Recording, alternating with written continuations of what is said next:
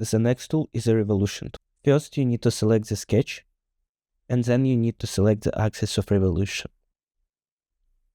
Now, there is a multiple way we can revolve it. The first one is full, as you can see right now. The second one is a one direction, where we can move it and change the degree by which we want to revolve it.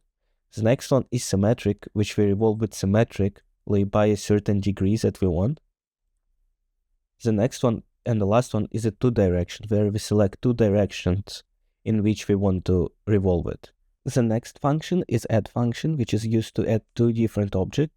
Right now you can see I'm using merge, which combined the object that you just revolved with the already existing object. Now, and we have all of those additional tools that we can use. The next tool is a removal tool.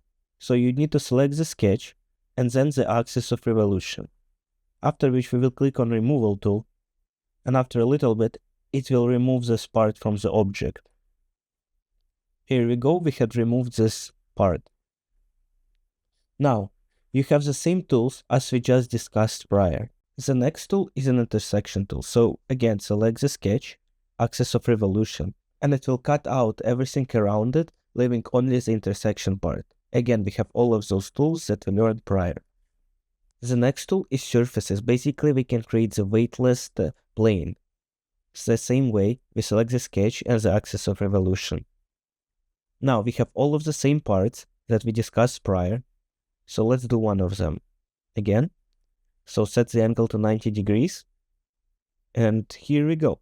Now when we go to add section, we cannot really add the surface to the part because it's something solid and we can only add to the plane. The last revolution tool is the same, where we basically select the line in the sketch and we revolve it around the axis as the different thicknesses of the walls from inside and outside.